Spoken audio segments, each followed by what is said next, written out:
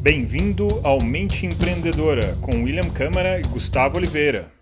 Fala galera, beleza? Gus aqui com mais um episódio do nosso podcast. Eu estou também aqui com o Will. Fala aí, Will. Boa tarde, Gustavo, beleza? Beleza. Bom, o tema que a gente separou aqui para a gente bater um papo hoje é o segredo dos líderes resilientes. A gente sempre viu, né, algumas pessoas que são mais resistentes, elas conseguem seguir adiante, mesmo em momentos mais difíceis, tal, enquanto outros abandonam, enquanto outros desistem, né? Você consegue lembrar aí de mais algumas exemplificações disso? Eu acho que a palavra que eu gosto de usar é a pessoa fica mais inabalável.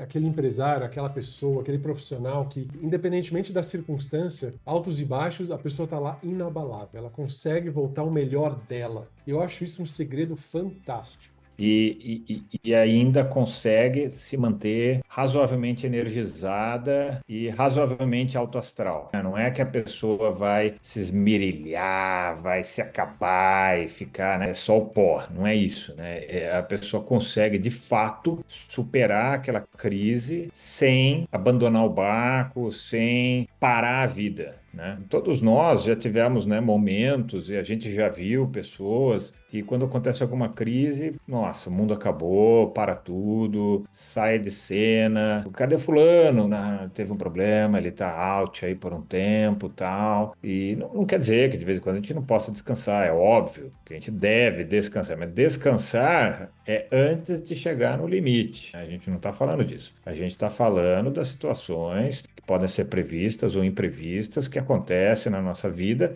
e por que que alguns seguem adiante e alguns param e desistem, ou sentem muita pena de si mesmo. Qual Esse eu, que é, então, considero- Will, a chave aí por trás disso daí? eu considero um segredo porque é alguma coisa que nem todo mundo fala. E às vezes é difícil de tangibilizar esse assunto. Como é que você coloca de forma prática? E nós gostamos de tentar tornar a coisa prática, ferramental, para que você desenvolva essa habilidade, que é um grande segredo. E esse segredo aí dos líderes resilientes é a força de vontade, ou bom e velho willpower.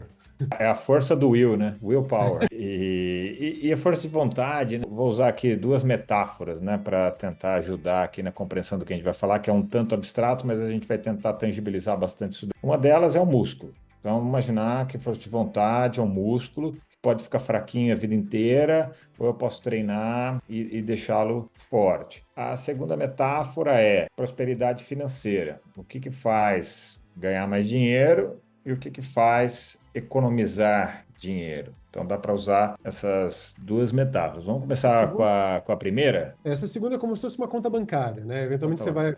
vai encher o saldo da sua força de vontade, eventualmente você vai sacar, você vai tirar isso. Então, como é que você cria esse equilíbrio, esse saldo aí? Vamos começar com a primeira, então, né? Então, como que a gente pode, umas duas ou três dicas aqui, né, estratégia de como a gente pode fortalecer esse músculo da força de vontade, que parece algo intangível, que a gente não consegue, né, tocar. Então, vamos lá. Uma delas é a seguinte: geralmente, quando a gente está com a energia mais baixa, quando a gente está ali mais esgotadão, quando a gente sente que a gente está no limite das nossas forças, a gente pega e muitas vezes não segue adiante, não cumpre uma determinada tarefa, não cumpre um determinado objetivo, desiste e tal. E uma dessas estratégias é, mesmo nesses momentos, siga adiante. Mas e se eu não aguentar? Siga adiante. Você vai ver, você vai aguentar, o mundo não vai acabar, você não vai morrer, nada de mal vai acontecer. Pelo contrário, na sequência de quando você passa por um momento assim mais duro, mais difícil, mais esgotadão, e você vai lá e faz, quando você termina, você está mais energizado. Você fala, nossa, tô até com mais força, tô até mais energizado. Quem nunca sentiu isso antes? Mas tem aquele momento chave que você vai ter que decidir. Você para, desiste, não faz, não cumpre, ou não. Você dá o passo adiante mesmo, esgotado, você fala, cara, não sei se eu consigo dar mais um passo. Dê esse passo. E aí, no segundo passo, você vai se sentir mais energizado. É fácil ter força de vontade quando tá tudo bem, né? Igual É, sorrir. Tá tudo é. bem, né? Você sorrir é fácil. Agora, quando tá tudo ruim, complica. Esses dias eu vi um meme, um cara,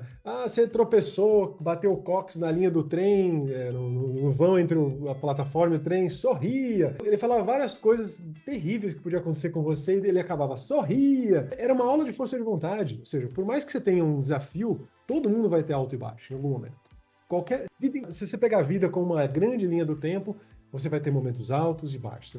Num dia, você vai ter momentos altos e pontos baixos. E você ter esse estoque de força de você condicionar para numa situação que tá tudo baixo, tá tudo ruim, não tá tão bom como deveria, você seguir adiante, mesmo com aquele desafio, você fica muito mais forte, como você falou, né? A gente treina o músculo de seguir adiante, mesmo na subida. Vamos embora, né? E a segunda estratégia de fortalecimento desse músculo da força de vontade, né, é através da disciplina. Quer comentar um pouco sobre isso daí, Will? Para mim isso aí é o básico. Por exemplo, se eu não durmo bem, se eu não como bem, se eu não descanso, se eu não faço pausas, se eu não estou me relacionando, se eu não estou fazendo um trabalho que me energiza, se eu não estou seguindo a minha rotina, de alguma forma eu não estou me energizando, eu não estou abastecendo aquela conta corrente de força de vontade que me permite fazer qualquer coisa. Se você está com um monte de gaps, a tua rotina está toda bagunçada, você não conseguiu dormir bem, tua casa está uma bagunça, você só está comendo salgadinho. Chega uma hora que está faltando energia até física. E a energia física ela é crucial para a força de vontade. O seu bem-estar, sabe? Você sentir que as bases, aquela primeira base da pirâmide de Maslow ali, a primeira e segunda, elas estão supridas. Porque aí você tem recursos, seja físico, energético, né, emocional, para seguir adiante. Senão a mente fica meio que pensando, tentando resolver o primeiro problema, né? Que é colocar a tua vida em ordem. Ou seja, se ater à disciplina do dia a dia, das tarefas básicas, das necessidades fisiológicas básicas, que é o que você citou, né, da pirâmide de Maslow, é uma plataforma sólida para você conseguir desenvolver força de vontade. Em E não só isso, resumo, é isso. aquilo que você se comprometeu a fazer no dia, sabe? Toda vez que você faz aquilo que você se comprometeu, você fica fiel à tua palavra. Então você confia em você. Pô, eu falei que ia fazer, fiz. Nossa, eu sou muito bom nisso. Eu E vou lá e muitas vezes faço. a gente não faz, não é porque está esgotado, é simplesmente porque eu resolvi não fazer. Aconteceu algo, atrasou, ficou um pouquinho difícil. Alguma coisa mudou ali no plano e você, deixa pra depois. Não, faça, resolve, tira da frente, faz aquilo que você. Porque aí você condiciona que você sempre tem uma energia reserva ali, né? Me lembrei agora, falando isso daí, me lembrei agora de um condicionamento que eu tenho, né? Quando eu chego de viagem, eu faço várias viagens curtas e às vezes viagens longas, eu tenho um condicionamento. Geralmente, quando a gente chega de viagem, você está cansado ou está descansado? Cansado. Dirigiu, ficou horas, não sei o quê. Então, qual é o condicionamento? Você chegar, larga as coisas tudo de qualquer jeito e lá, deita no sofá, na cama. E muitas vezes aquela bagagem, aquelas troças todas vão ficando ali. Aí fica um dia, 2 dias, uma semana, e aquilo mina a sua força de vontade, né? Então eu me condicionei em determinado momento, não me lembro quando foi, mas eu chego, a primeira coisa que eu faço, eu desarrumo tudo. Eu desarrumo a mala, ponho roupa para lavar, não sei o que, arrumo tudo e aí eu vou fazer o resto. E muitas vezes, às vezes me deparo, né, com pessoas que falam, não, faz depois, que é isso que você falou, né? Não, faz depois. Eu falei, não, eu tenho meu condicionamento, isso aqui me treina força de vontade, que eu não estou um pouco cansado, mas eu quero treinar o músculo. É um treinamento, é consciente. Não é que eu estou me martirizando, sofrendo. Muito pelo contrário. Eu termino e aí é tão rápido. Não dura nem 5 minutos fazer aquilo. Dura 5 minutos no máximo. Ainda energiza quando você acaba, né? Quando termina, eu falo, cara, cheguei, eu tô pronto, eu cheguei. Eu não cheguei pela metade, sabe? Não quer dizer que todo mundo precisa fazer isso, né? Mas você precisa descobrir o que vai te energizar nesse sentido, que acontece com frequência na sua vida, e geralmente o que você faz, você gostaria de ter feito outra coisa, mas você sempre não faz. Sabe? Aí eu gostaria de ter chegado em casa, arrumado tudo, mas vou deitar. E aí eu sempre deito, mas eu fico com aquela pulguinha atrás da orelha na cabeça que eu deveria ter arrumado, porque seria melhor. Mas eu não vou. E aí fica, ao invés de fortalecer a força de vontade, ela mina a sua força de vontade, aquele comportamento. É bobo, eu sei que é bobo, mas faz alguma coisa assim. Pois isso não é bobo, não, cara. Isso é você fica pensando 10 vezes numa mesma coisa durante dias, acabando com a sua concentração, com a sua vontade. Então, assim, isso é muito crucial. É um comportamento muito simples que só dá um empurrãozinho ali, pronto, você tira aquilo da frente, você vai ganhar muito mais. Você cria um círculo virtuoso, né, de fazer o que tem que ser feito na hora que tem que ser feito. Isso tem a ver com procrastinação. Tem total a ver com procrastinação. Mas isso aí é outro tema, né? Mas tem a ver. Por isso que é um segredo, né, dos líderes resilientes disso, porque eles vão lá e fazem aquilo que tem que ser feito na hora certa. É isso aí. Bom, e ainda uma terceira nuance desse fortalecimento, né, da musculatura ou da força de vontade é não ter pena de si mesmo. Quando acontece uma crise que a gente comentou, está cansado, E aí uma excelente desculpa mas coitado de mim, eu vou cuidar de mim mesmo. Só que quando você não faz e você vai contra a sua palavra, você vai contra aquilo que você se comprometeu a fazer, você não está se ajudando. É um vitimismo, ao contrário, não é um negócio positivo. Dá uma falsa impressão de autocuidado. Só que se você faz, você se sente melhor depois. Então, não é bem assim. O autocuidado me comprometi, não vou correr risco de vida, de ter um piripaque, não. Então, faz. No momento seguinte, você vai se sentir melhor, ou seja, é um autocuidado, na verdade. Muito louco, né? Que é paradoxal. E o vitimismo, muitas vezes, é um hábito bem pouco maduro, mas de que você querer se valorizar por coisas que são mínimas ali, não precisa, né? Tira isso, apaga isso, é um comportamento que só vai te deixar para trás. Vai ficar Ou querer gastando que ainda alguém te olhe como vítima. Tipo, vai te ajudar nada isso, né? só piora, porque você vai cada vez ser alimentado, mimado por uma coisa que você não merecia. É uma dopamina falsa, não serve aquilo. Muito pelo contrário, ao invés de te deixar mais forte, resiliente, vai te deixar mais fraco, vai te deixar mais de cristal, ali, quebrável a qualquer momento, né? Boa. Bom, e agora um segundo aspecto, que é aquele da conta bancária, né? De receita e reduzir despesa. Então, como você vê e como você aplica esse conceito na força de vontade, né? Como é que você economiza a energia da força de vontade? Eu gosto muito dessa visão do banco, né? Que a gente acabou de falar coisas para fortalecer, né? Para deixar forte, para aumentar o saldo, né? Só que tem hora, eu sempre penso, como é que eu aumento? Como é que eu ganho mais? Como é que eu tenho mais felicidade? Agora, como é que eu tiro aquilo que tira a minha felicidade? Como é que eu tiro as despesas que eu não estou usando? Né? Como é que eu tiro coisas que estão gastando a minha força de vontade que não são relevantes, que é economizar. Tal como a gente economiza na vida, como é que a gente economiza na força de vontade? Então, é nas escolhas desnecessárias, né? Terceirizar algumas decisões que não precisavam ser feitas por você. Outra pessoa, alguma pessoa que trabalha com você ou que está perto de você pode fazer por você. E que muitas vezes a pessoa gosta de fazer. Muito mais, você energiza fazendo.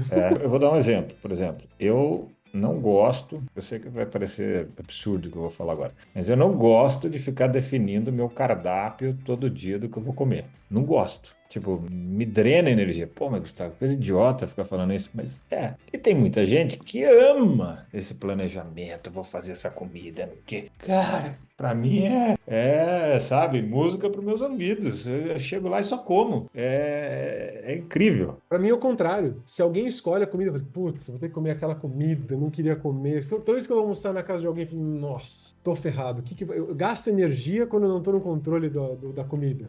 E quando eu tô cozinhando, eu tô me divertindo, eu tô desestressado, eu tô curtindo, eu escolho, eu faço exatamente com o tempero que eu quero. Eu me energizo, entende? Olha como é outro referencial, né? Não tem certo e não tem errado.